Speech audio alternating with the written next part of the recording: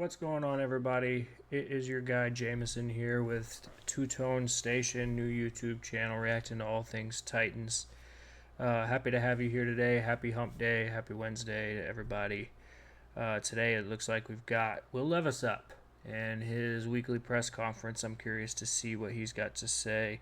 Sounds like the starters, based on what Brian Callahan was saying, is they're going to get three-ish, quote-unquote, starts or series, excuse me. And I would assume that's going to be performance based. Like I said yesterday, if they perform well, I would imagine we'll see them less. They'll be off the field quicker. Whereas, if they face a little bit of adversity on the field, I think they'll be on the field for a little bit longer, 3 to 4 series. But it sounds like three, maybe even two is probably the perfect number for Brian Callahan if everything goes well. But I do think it's needed for these guys. There's a lot of new on the offensive line, a lot of new between the quarterback and wide receiver, a lot of new in the running back room, a lot of new on the defense. There's just so much new that it absolutely cannot hurt these guys to get on the field and get their feet wet and get some the closest you're going to get to live action or the regular season as you're going to get. So I think it's a good thing. Albeit, that's assuming that we walk away injury-free, which seems to really be, I don't know, I don't know if we're cursed or what the hell is going on, but that seems to be always the sore thumb that's sticking out is injuries, and no pun intended with the sore thumb thing, but I hear that we could potentially win only 5 games, which is just asinine to me. It's asinine to me to think that there are people out there. So we went 6-11 last season, right? Offensive line was absolute shit. Coaching staff, absolute shit. Everything. We were predictable. The defense was burnt toast in the secondary. The pass rush couldn't get home, really, and Harold didn't really come on until later on in the season when he started to really gain his true form back. It was a shit show last year. It was a shit show, and we still went 6-11. Add in all the free agents that we added, and on paper, you're arguably, if you're not the Tennessee Titans, on paper, you're talking about any other team, you're probably talking about them pretty optimistically, right? So how in the hell you go from 6-11 to improving on paper to end up with the result of a worse record is just beyond me. But it is what it is. National media is always going to hate on us. They're always going to hate on us because of this guy right here, Will Levis. Nobody knows if he's going to be good or not, and this man's got a lot of haters. He has a lot of haters. He's got haters within the Titans fan base, which is just crazy to me, but it is what it is. Anyway, yeah, I think it's cool that they're playing in the preseason. It's been a long time coming. It was really nice to see them in game 1. Obviously, last week they didn't play, but the last 6 years we hadn't seen shit in the preseason. We hadn't seen shit in free agency, really. So this is really cool. Times are changing. I'm excited. Hope y'all are excited. But without further ado, let's dive into this press conference with Will. To be able to feel that rhythm before getting out there on Sunday and getting one kind of last opportunity to play as a group together, and definitely was a confidence booster. It's cool to get down there, I don't know how many plays that drive was in the call period, but it was good to sustain that drive and finish it on the right note, especially after kind of a shaky start to the day. Being able to pick ourselves back up and lock in for those periods was awesome. So a lot of guys touching the ball. Felt like I was seeing it well and feeling it well, and it's coming together at the right time. It's good. Get that confidence, baby. Out cut to the sideline that was a little bit high, and then I saw you later talking with him and kind of gesturing. Were you discussing that play? What happened on it? Just how I thought we could have detailed the route. And, Kuharski, I don't know if you guys have ever seen Dumb and Dumber, but every time Kuharski talks, he reminds me of that dude that Lloyd gives the rat poison. Like, the guy's supposed to be giving them rat poison, but he accidentally gets it instead in the restaurant, and he ends up real sweaty and, getting rat poisoning. And anyway, that's who Kularski's voice reminds me of. Like, I don't know why, but every single time I hear his voice, I picture the dude from Dumb and Dumber. Hey? He felt one thing and I felt another, and we just got to watch the tape, and when it comes up next time, we are both expecting the same thing. So I could have made him right and at least give him a chance to go up and get it. But just think based on how a corner played it, that we could have kept it a little higher. But he's got to be confident and fast in his decisions, and I got to put the ball where it needs to be. And both of us, I think, could have been a little better there. Indicated maybe play a handful of series on Saturday. What would you like to accomplish here, and how do you feel like the readiness level is a couple weeks out from the season? I think we feel really ready. I think we had the game plan for New Orleans given to us yesterday, like the intro to the base down stuff, and it's cool to see a game plan and be like, yep, like pretty much feel like you can go out and play that day. So I feel like we're all in a really good spot with our knowledge of what's at our hands, playbook wise, and really do think we're in a really good spot. But I think in terms of goals for this weekend, it doesn't change. Just do my job, not trying to do anything too crazy, and just keep leading us and keeping drives sustained and making the right calls. So I'm excited to go out there and have another opportunity to be clean with our starters. So in case you guys didn't see the press conference yesterday with Nick Holtz, he was talking about how they are starting to, in the morning, they're treating the days pretty much like any other training camp days. Excuse me, I can't talk today. But in the afternoons, they're actually treating it like it's a game week, and they're actually kind of game planning for New Orleans so that the guys can see and get a feel for what it's going to look like and be like during the regular season, which I think is cool. Get a head start. Why not? And we knew, most teams are already game planning for their week one opponent. That's no secret. Titans are no different. They're already looking at New Orleans, and Nick Holtz said the same thing yesterday when he was talking about Will Levis. He came in, I think it was it's either yesterday or on Monday, he came in and had mentioned that he had already, I think it was 4 plays that he really thought would hit against New Orleans. And Nick Holtz and Brian Callahan and Bo Hardigree, the quarterback coach, they were all sitting around, having their powwow, and those 4 plays were actually already tagged to be in the game plan. I would assume that's probably like the first 15, which is typically, to get the offense in a rhythm quickly, build some confidence quickly in some guys, and then, kind of adjust as the game dictates, right? So that's pretty cool, because I think one thing that was mentioned yesterday is Will's ability to move on quickly from mistakes, right? Which I think I hit on it. Having a short-term memory as a quarterback doesn't make you the guy, right? But what he said that was interesting was that Will has a really uncanny ability to articulate what he's seeing on the field so that they can use those as coaching points, and he can kind of use that information to communicate what he does and does not like from a play calling standpoint, what he is and isn't comfortable with. So I thought that was really cool. And again, that's not something that makes you the guy, but it sure as hell doesn't hurt.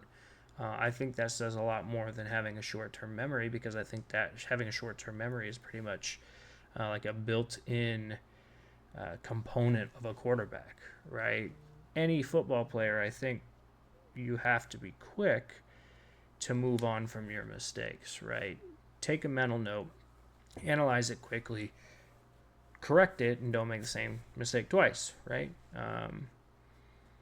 Yeah, I think it's cool. But it'll be interesting to see these guys and whether or not they can carry forward their momentum and sustain drives, right? Operationally, I thought the first team offense was super clean that first game. I actually thought the offensive line, they held their own.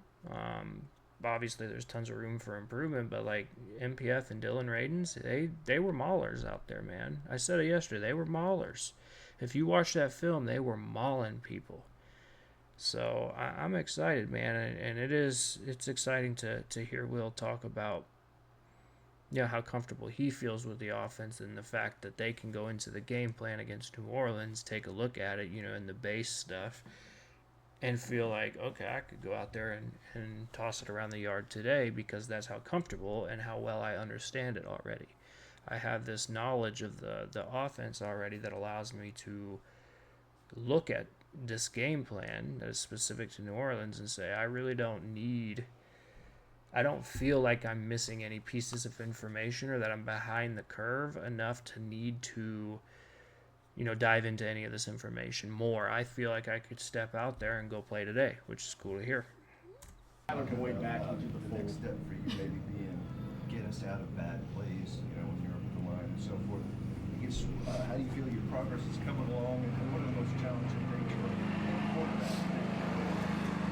I think it's like when you're given those tools to do those things for the first time, like you could second guess yourself pretty easily. Like when you don't have the confidence in the background of doing Fair enough, that makes sense. In your past. So, but I think I know I've a good enough handle on to know, when things are messed up and what could possibly get us out of that situation. And I think game plan wise, Callie will do a great job too of letting me know what my issues are on that play. And I think it'll be more of like, hey, if we get this specific look on this. I can always tell when Will is nervous because he sounds out of breath at the podium, which is hilarious to me because he's such he's a fucking specimen when it comes to human beings. And when he gets up on the podium, he sounds out of breath when he gets nervous, which I think is hilarious. But anybody doing a job, the more you do it, repetition, the better you're going to be. I'm a project manager, right? So I ride a desk most of the day.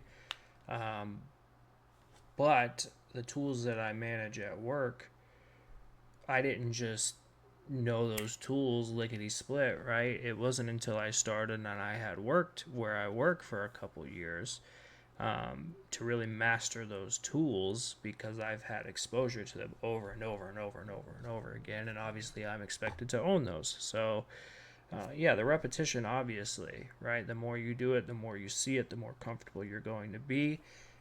Add on top the fact that you've got a damn good coaching staff now, and especially Brian Callahan with his experience. And I think the sky's the limit for Will because I think this is going to be a really good marriage between Brian Callahan and Will Levis. If Will Levis is open with Callie and Callie truly is this, quarterback whisperer quote that people claim he is, this could be really cool because he could be, Brian Callahan can put Will Levis in position to succeed. Whereas I don't think Mike Vrabel, as good of a head coach as he was, and I firmly believe he wasn't a good head coach because he was this football mastermind, right? To be fair, he was a shitty defensive coordinator in Houston, right? But what Mike Vrabel really was good at was being a leader of men. Not everybody can be a leader of men. I was in the Army for almost 8 years before I hurt my back and got medically retired. And, you see that in the Army, too. You have those leaders. You have to respect your senior leaders no matter what in the military. You really don't have a choice. But there are those guys who you deeply respect and where it's like artificial respect where you're just kind of going through the motions so that you don't get in trouble.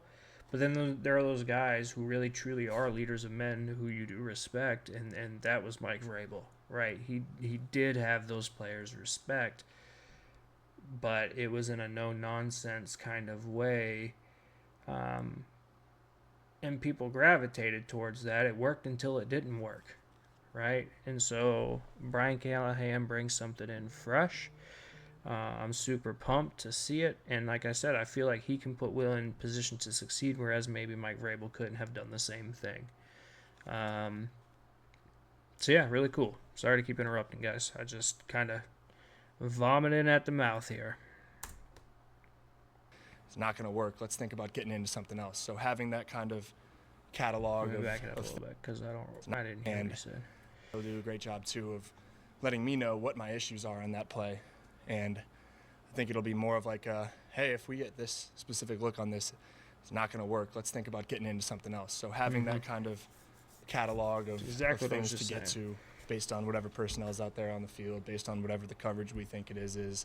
I think I feel comfortable doing that, and I'm looking forward to getting to that point where it comes a lot more natural. He said you'd audible one of the about things that he 20%. likes about you that makes Ooh, you makes get him it, feel like TD. you're that guy is Don't let him talk your over you. ability to bounce back after making a mistake. And he talked about the direct communication that he has with you. What is it that makes you able to bounce back and put that away and then come back and do what you need to do? I think it probably goes back to earlier in my career when I couldn't do that. Like as a high schooler and young college athlete, I think it was very easy for me to let my past affect what's coming up in the future. So I was very emotional. I was, anytime I made a bad throw or a bad decision, I was really down on myself and made me press and act a certain way. But I feel like, towards the end of my college career, I was able to phase that out depressing. and understand that it's only going to hurt me and to just keep that neutral attitude with every play. So, we don't want to mess up much, but when we do, we want to be able to come back with the confidence and the ability to go and make the play, whatever that may be, the next play. He said he thought you'd. Ladies and gentlemen, this is a breaking news alert. Will Levis has matured over the years. Of course. Of course. Audible by the end of the season about 20% of the time. You have an estimate for probably what you audibled last year? I couldn't tell you right now, no. I don't know. I mean, by audible, I don't know exactly what he means, like with attached, cans or whatever, but He was talking about checking out, like you said, for trouble. yeah, it was probably less than that, probably. Well, when it comes to Tyler Boyd, and we spoke on him before, but How much did you kind of his audible? transparency, and I know How you've is he been supposed to talking know with that? wide receivers on the You're side really after supposed to put a play. percentage He on said that? He's not shy to vocalize These that. questions How much has that sometimes. helped in certain situations, maybe not only with you, but these other wide receivers in that room? Yeah, that's the only way we're going to get better. We can't just, head nod and, yep, we're good, we'll get it next time. We got to talk through it and see what details can be tweaked to make sure that we're more consistent with it. So those guys have done a really good job of communicating with what they see and feel, and I'm being honest with them, right back to them. And we're trying to find that middle ground, and when we get the opportunity to watch it afterwards, we can see who may be right, who may be wrong, but it's just good to have those open dialogues and healthy dialogues with each other so that we can get to the efficiency level we want to get to. Did you enjoy getting Boyd back into the fold? Like a veteran player, a guy who knows this offense really well, I guess, pretty involved today. How much do you feel his presence every time he's in there? And I guess not having him and now having him, make you appreciate him just a little bit more. You say TB, sorry? Yeah. Yeah. I mean, I told him that I was happy to have him back, and it was funny. I think the only ball on the ground in RVAs was my first throw to him, and I was like, shoot, might need to dial back up with him. But I felt him, the rest of the day, and he was right where I wanted him to be, and I feel like we got a really good connection, and we just got to keep working. He's a special player. He's been in this league for a long time for a reason. He's got a great understanding of this offense and, what works and what doesn't, and how to get us into the best spots to succeed with whatever he's doing. So he's been a lot of fun to play with, and it's good to have him back. Been pretty optimistic. I think Tyler about Boyd's gonna be a DeAndre huge and piece his for hopes us. of being back for week Underrated. one. You stay in contact with him, and you feel like what you guys built last year up until the time he left this year, you can kind of hit the ground running. Yeah, no, it's good to have him here and rehabbing to get back and better for week one. So I was texting him when he was away for a little bit, and I just know that he's working his tail off to get back and be ready to play. But it's again going to be another piece that when someone's hurt for a little bit, it's sometimes hard to remember like the contributions that they were able to make when they were there. So we're excited to have him back, and I know he's going to be a big time player and piece in this offense. Brian said in a lot of ways for you to make the biggest strides now is about I the honestly don't know mundane who he was stuff, talking about. kind of I'm mastering guessing the maybe mundane D-Hop. stuff. You kind of agree with that? kinda It's lost not very focus for a second. Glamorous for an NFL quarterback would picture the big plays and all of that, but where are you with the mundane stuff, and is it hard at all to keep focused on the smaller stuff? For sure, no, I feel really good about it, especially with reads and not passing up a read to get to what we're really trying to dial up. I think I've done a better job of just taking something if it's open on the first go around, and even though I might think based on how the play's developing that bigger shot might be open as well, it's good to have the conversations and watch the film for when that window does get closed and how everything else get closed, and your one option that you had in the beginning was the only one you really had. So understanding that and just taking what they give me, but it's definitely difficult at times to feel, when's the right time to try to get out of the pocket and make a play, or try to stick one in there when coverage might be a little tight. And that's why I've just been playing with that throughout camp and feeling like what situations when they present themselves are appropriate for those things. I think today in the red zone period, we talk about never taking any sacks in the red zone, and I feel like in the back of my mind I'm really thinking that, and I'm going through 1-2 progression, and I had a throwaway. But in reality, I bet when I watched the film, guys were holding up for a really good amount of time up there, and I could have progressed to that third progression. So it's just going back and forth and feeling when the opportunities are there to try to make those plays and to stick in the pocket or to stick those throws in there, and when it's the time to just take your medicine and move on. What are you looking? So something I think everybody should remind themselves of is that Will Levis is still a second-round quarterback in the National Football League, right? We won't even say the NFL. It is the National Football League. Yeah. Second year. What did I just say about my job? It took me 2 years to get comfortable with the tools that I manage. This guy's got the whole key. He's got the keys to the whole damn car, right? It's gonna take some time. He's still maturing. He's still developing. He's still learning. He was never a number 1 overall pick. He was never projected to be a number 1 overall pick. Was he a first-round talent? Absolutely. Would he have been taken over any of the quarterbacks in this past draft? Absolutely. I believe that with my whole heart. Except for maybe. I guess Caleb Williams is the only one, right, that would go before Levis. And it's not probably. He would. Caleb Williams is better than Will Levis. I think, at least on film, right? We don't know if he will be in the league, but at least on film, Caleb Williams is better than Will Levis was coming out of college. That is fair to say. That said, none of the other quarterbacks would go before Will Levis. I guarantee it. Guarantee it. Will Levis would have went ahead of all of them. But that said, he's still learning, and I think we need to temper our expectations a little bit and not expect Joe Montana or Tom Brady to walk out of the tunnel on week 1. I think it's going to take a little bit of time for him to learn this new offense, learn how he just said, learn these nuances really, where when is the right time for me to try and get it out of the pocket? How quickly do I need to throw it away in the red zone versus not in the red zone? He just talked about getting through his first 2 reads and then throwing it away because he felt that pressure in the back of his mind that you can't take a sack in the red zone. So instead of getting that third progression, I'm going to throw it away because I'm kind of speeding up that internal clock that's going on in my head. But ultimately, he felt or he says that, when he goes back and watches the film, he's probably going to realize that guys were actually giving him enough time to go through that third progression and then, make that decision to throw it away or, make that throw.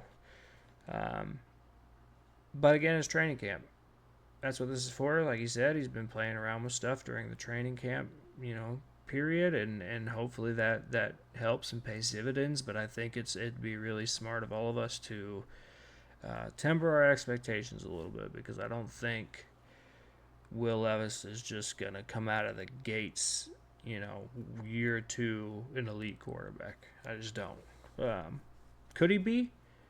Could he get to that status? Absolutely. He's got all the traits. He seems to have the right moxie and attitude for it. So I'm pumped about Will Levis. I just think we need to not get our hopes up so high and expect some crazy ass performance. Now, if it happens, hey, I ain't gonna be mad, not one bit. I'm gonna be happy as hell. He said that Brian said that Tony and Tajay are 2 of the best backs he's ever seen in terms of pass protection. As a quarterback, how much do you appreciate running backs who will stick their head in there, pick up a blitzer for you? It's awesome to see. It fires everyone up in the team room when that tape goes on, and everyone knows who the back's got, or he's able to scan across for his guy and stick somebody. I don't know, they're not the biggest guys in the world, but they're strong and they're aggressive and they're explosive, and they're able to get up underneath those guys and make them feel it. So that's awesome to see. It gets me even more fired up than them ripping a big run. It's them, their sacrifices and contributions for the greater good of the team, and that's what it's all about. Well, what are you looking to accomplish specifically with the O-line and those starter reps you guys get Sunday? I think just efficiency, like what I was saying before, being able to be on the same page and knowing the different types of looks that we can get. We know that we might get a variety of looks, especially on third down, so being able to making sure that we know kind of what their packages are and them to be locked in on their combinations. And I want to be able to, feel good back there on third down, dropping back or whatever we might have at our disposal. So I think it'll be a good opportunity for them with the variety that we think we might be facing. And how about points? That's what we want at the end of the day. So that's what I'm expecting, and that's what we want to get. Did you have the same kind of freedom to make checks at the line of scrimmage last season, or even at Kentucky, that you do now? A little bit. We would talk like, hey, if we get 0, this is our menu of answers, or where you can get to this versus this. But wasn't doing much in terms of if I felt there was a pressure into the run, getting something else up or what have you. But yeah, a little bit of last year, not much in college. Yeah. I told you earlier, I did not. I'm telling you, Tim Kelly and Todd Drowning and Mike Vrabel weren't doing shit to help this man's development. I just lost my train of thought mid-sentence. But they weren't doing shit to help this man's development. He just said it. He had a menu of options, when they had cover 0. He had a what I would imagine a short list of answers. Right, you can check to one of these 8 plays, right, when it's cover 0. That ain't gonna cut it. And now it sounds like he's got a lot more freedom, and this collaboration with Brian Callahan to have answers to every situation and scenario. They want him to have answers in his tool bag for everything. He said it. There shouldn't be a single scenario. And he's still young, like I just said. It's only year 2, so he hasn't seen every look that he's going to get in the NFL. Even vets see new looks because everybody's always trying to throw new wrinkles into their system. But, if he can go up there the vast majority of the time, be able to analyze the defense pre-snap and have answers at his disposal, that's going to be huge, I'm telling you, because then it doesn't, right now what he just said is even if he could see, pressure coming, towards a run, he really couldn't do shit about it. He just had to let it fail. Let Derrick Henry get hit 6 yards behind the line of scrimmage like he was almost every single play last year, and still somehow making something out of nothing because Derrick Henry's a freak of nature. But for real, what did those guys do to help him? And it makes you wonder, after Arthur Smith, what did they do for Tannehill? Tannehill had experience, but that's about all he's got on Will Levis was experience. Will Levis, I think, checks the box on athleticism. I think he checks the box on arm strength. I think he checks the box on pretty much everything. Maybe not football IQ yet. But I don't know, man. I don't think, clearly, based on the last, several years of offensive results, they weren't helping us at all, these previous coaching staffs. You are dropping back, like you said, and going through your progressions, and you feel the pockets a little bit cleaner. How have you noticed that progress over the last couple of weeks out here at practice when the front 5 has kind of started to really set itself?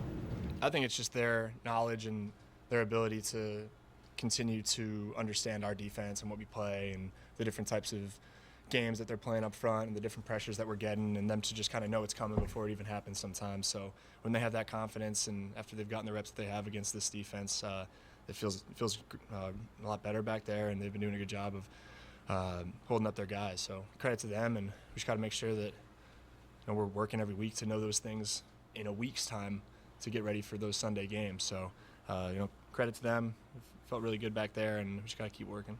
Callahan has said that he welcomes pressure and he likes pressure because it means there's expectations. Mm-hmm. For you, what's your take on that? Is that something that you welcome as well? Yeah. Oh, I thought you meant like pressure, like blitzes. I was like, yeah, we love it. We'll smack him in the mouth and more space on the field. Yeah. No. Pressure is a privilege, and I feel like I've always felt that. I think the more. Love that he's in the football mindset. I thought you were talking about pressure, like as in Denard throwing pressure at us, blitzes, and exotic looks. My bad. I didn't realize you were talking about pressure cooker, like the pressure I'm feeling. Uh-oh, lost my spot. Let's see if I can get back here, boys. Wish me luck. To get myself to the level I know I can get to, then that's all I can do. So pressure's cool. Pressure means there's a lot of eyes on you, and there's a lot of people. Yeah, it was close enough. More solely focused on the more that it based on more that felt that. Yeah. No. There we go. No, pressure is a privilege. Sorry about that, guys. I feel like I've always felt that. Got a little click happy.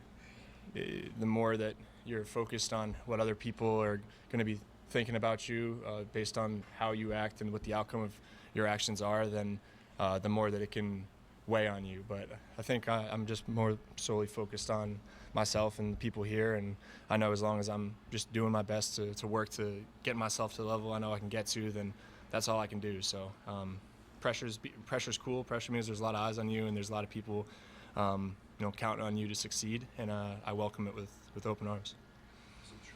First batch of cologne has sold out. Is that Yeah, they did a couple of drops. I think we've sold thousands of bottles so far, so I don't know the exact number, but awesome. Just a really, really cool thing. I don't think they're planning on dropping any more, so that's pretty much it. But they both sold out. You hear that? Pretty fast. If you missed out on your chance to get Will Levis #8 Parfum de Mayonnaise, you're screwed, because that's it. Doesn't sound like they're doing any more drops. That shit was selling out within like an hour, if not minutes. That first day it was like minutes, but every other day it's like within the first hour that shit is gone. You just talked about how they sold thousands of bottles, which is really cool because all the proceeds are going to charities. I think it's the Special Olympics, which is super neat. Props to these guys for doing that, to Hellmans and Will. But if you missed your opportunity, or you missed out on getting Will Levis #8, the mayonnaise perfume, you're kind of assed out. Sorry. Amount of time, so yeah, I'm really excited. I don't have a lifetime supply of the cologne, but I might have to add that to the contract. But yeah, I just got one bottle right now. Hopefully I can make it last for a week. But no, yeah, it's good stuff. You guys, I mean, you smelt it obviously, but yeah, a lot of fun. I noticed you talking to Hasselbeck when he was here last week. I know he's kind of raved about you in the past. What's the connection like with him? How much of you kind of did you follow his career? Yeah, he was I don't know the exact title they used at the combine, our like mentor / group leader. So he was my group of 8 quarterbacks or whatever. He was our guy leading us around Indy the whole week. So he was a great guy to get to know then, and someone my dad's been in contact with, and I've just kind of been in contact with throughout my career. So really respect him and the knowledge he's got for the game, and it's always great seeing him and talking ball. Thanks. Appreciate it, man. Thank you, guys. Will, was that right? All right, guys, that is it for Will Levis #8, the Mayonnaise King. Pretty cool. I'm pumped, man. I don't know. There's just something about between the defense and the way that they get me fired up, and Denard has me ready to run through a brick wall every single time that I hear him. I'm just ready to snap a freaking pencil. It's just insane. And then you got the offense where Will is talking about how much more comfortable he is, how knowledgeable he feels that he is about this offense, and then how Brian Callahan is giving him answers to all these different situations. Plus all the free agents we've added, and, it's exciting. I don't give a damn about nobody thinking we're going to win 5 games. Whatever, bro. Whatever. You cannot tell me that. We've gotten better on paper. Calvin Ridley, L'Jarius Sneed, Quandre Diggs, Jamal Adams, Tony Pollard, Tyler Boyd, Chidobe Awuzie. Like, whew, we've got all these freaking pieces. Arden Key's not even getting suspended. He won his appeal. Y'all can come at me later with that stuff, but I'm not buying it. I think the Titans are going to be solid. I think we're going to have a good year, but like I said, just keep those expectations kind of neutral at first, because I do think it's going to take some time to gel. I'm super excited to see this preseason finale. Bullets start flying, live bullets start flying here in, 2.5 weeks. Super pumped, guys. Super pumped. But that's going to do it for me today. Hope you guys have a wonderful Wednesday evening, and we will chat with you tomorrow. As always, tighten up, guys.